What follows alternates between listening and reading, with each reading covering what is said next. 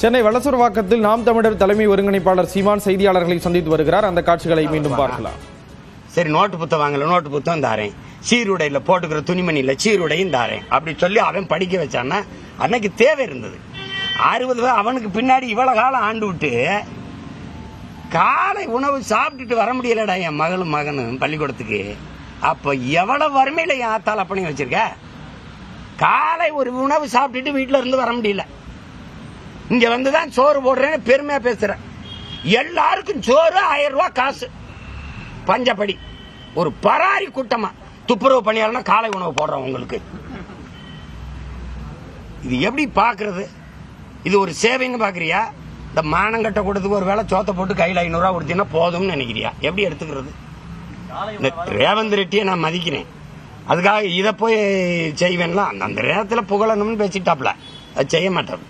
அவன் சாதி வாரி கணக்கெடுக்க எடுப்புறான்ல மானஸ்தன், இவர் எடுப்பார? கேட்கறதுக்கு பதில் சொல்லு. கூட்டணி தானே வச்சிருக்க. இங்க பெரியார் பிறந்திருக்கார், சமூக நீதியை நீட்டிட்டார் காட்டிட்டார் இல்லையா? அவன் இங்க பிறக்கலை எடுக்கிறேன். அதே கூட்டணி வச்சிருக்க சீதாராமையா 24ஆம் தேதிக்குள்ள எடுத்து முடின்ற.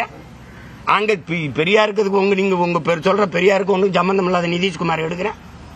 எல்லாத்துக்கும் மத்திய அரசை சாட்டி விடுறது. நிதி தரல, நான் என்ன பண்றது? 40 பாராளுமன்ற உறுப்பினருக்கு நாக்கு வலிக்கிறேன். எதுக்கு வென்று போனீங்க? இந்த கையை பிடிச்சிட்டு இப்படி பேசிட்டு இருந்தேல்ல நம்ம ஐயாட்ட மோடி ஐயாட்ட, நீங்க ஐயா அந்த நமக்குள்ள நிதியை கொஞ்சம்